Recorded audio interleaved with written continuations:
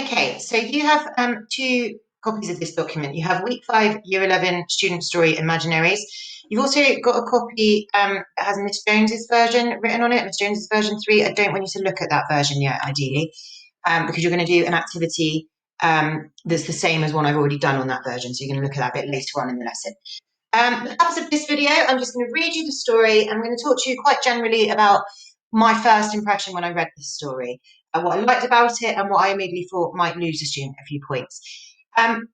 If you'd rather just get on with reading it yourself and move to task 3, that's absolutely fine. But I know some of you prefer to hear the story read out. Okay, imaginaries. I've known Charlie for as long as he can remember. Really, I've known him even longer than that. I was assigned to him shortly after he was born, as all of us imaginaries are. Every child needs a guide, a companion to help them through life. It's my job to do this, except Charlie is my first. It's a great honour to be a child's imaginary, especially beyond their 5th or 6th year. One imaginary I know stayed with a child until they were 11. They always brag that they still go back to visit them from time to time, but I'm not sure I believe that. Charlie and I live with his grandma, as his parents aren't around anymore. Grandma Janet is surprisingly very supportive of me. Grown-ups aren't able to see imaginaries, as a rule. However, Grandma Janet even sets me a place at the dinner table if Charlie tells her I'm hungry, and always tucks me in and says goodnight alongside Charlie, every single night. Grandma Janet, Charlie and I live in a small bungalow in a quiet neighbourhood full of friendly old people who didn't mind us running around playing cops and robbers. At times, Charlie wished that he was a cowboy in the Wild West. We played gunfights and wore stylish cowboy boots. On other occasions, he would pretend to be a famous footballer, scoring goals for his favourite team, England. I was never so good at football. Charlie's imagination is a truly amazing thing. He's able to create environments and scenarios in his head using nothing but his own brain. Charlie has no siblings and no friends, except me.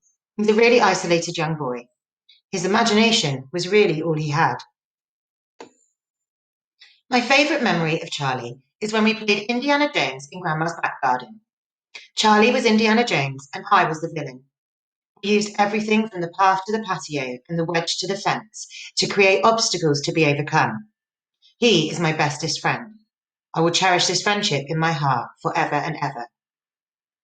As Charlie grew older, excuse me, as Charlie grew older, he grew more and more reliant on me as I was on him. This worried me as I was afraid that Charlie would not be independent or resilient in the future. But the flickering would soon begin. A child gives us life. When they stop talking to us, stop acknowledging us, we cease to exist. That's not to say we die, per se. We just become beings of the air until another child is in need of our particular skill set. It's almost like being unemployed, as humans would understand it. It's incredibly mundane. At age 5, Charlie has primary school very soon. Since school is fast approaching, I don't know how I'm going to break this to him. Grandma Janet rushes into Charlie's bedroom to drag him out of bed as he was refusing to go to school on the first day. I fear that the children at school perhaps won't understand that I'm Charlie's best friend, as they can't see me. Grandma Janet rushes back into Charlie's room, forcing a large mug of steaming hot Vimto, who drinks steaming hot Vimto, into his hand. The mug was filled to the brim, so Grandma must have forgotten her spectacles. After much encouragement, Charlie puts on his uniform and we all got into the car.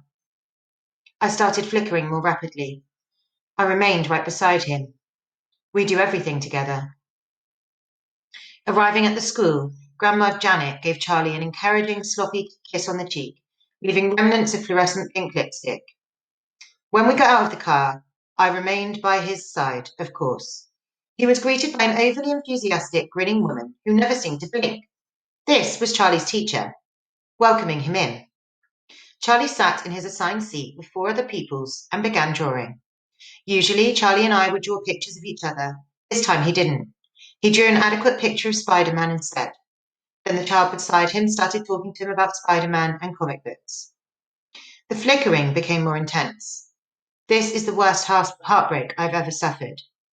There's no time to tell Charlie now, but I'm sure that Grandma Janet will make sure that he's okay. I've successfully fulfilled my duty. I must leave.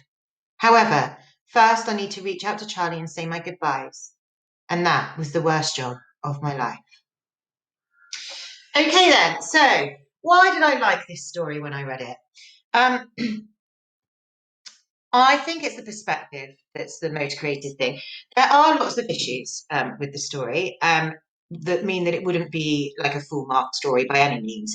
And that's what we're going to try and work out today and in the next lesson, kind of what mark we would give this story.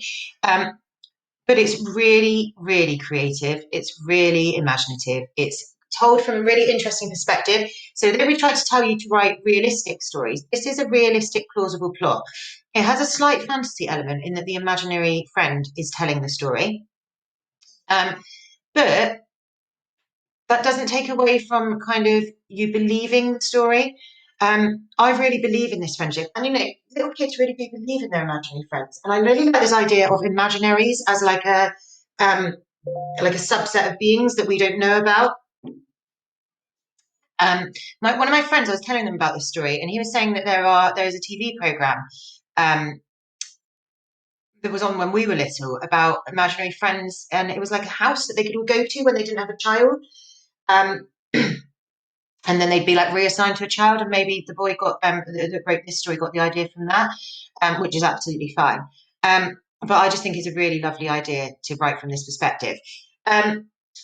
You can see the structure is a little bit off in that he doesn't build up tension until really kind of past the middle when he starts saying about how the flickering will begin soon. But I think that's kind of okay because I think giving us all of this background about the things him and Charlie have done together um, makes the story more poignant. The actual narrative takes place from kind of here to here. So it's the last day. The first day of primary school, and then the imaginary friend kind of disappearing. But all of this background helps to make it a more poignant, more touching story that we really kind of believe in at the end.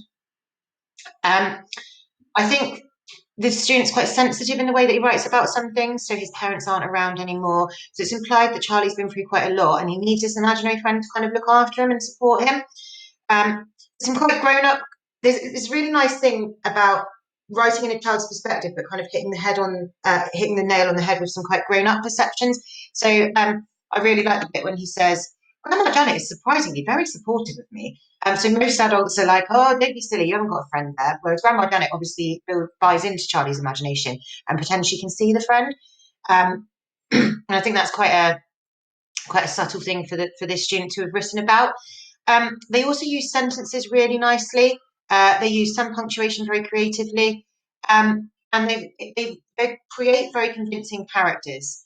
So that Grandma Janet with her fluorescent pink lipstick, or the remnants of fluorescent pink lipstick, the teacher who's an overly enthusiastic, grinning woman who never seemed to blink. Really nice examples of characterization there. And also vocabulary choices are really, really good, really effective, and really specific. Okay, the issues I touched on already, the student could have maybe more obviously built tension from the start. When he says things like, Charlie was my first, it's an honour to be a child's imaginary beyond their fifth or sixth year. I'd kind of be expecting something to happen or him to mention Charlie being his first again, or maybe for him to stay with Charlie a bit longer because of those details. So the student that's writing could have thought a bit more carefully about how to foreshadow right from the beginning what was kind of going to happen at the end. I think also there are quite a lot of small issues with punctuation. So the students comma splices quite a bit. And then towards the end, they start to lose control of their tense, which is a bit of an issue when giving a spag mark. So think about that in the next activities. Okay, I think that's all I wanted to say about it for this part of the lesson. And then you will go on, to marking it for spag, and then in lesson 2, marking it for content and giving it an overall mark.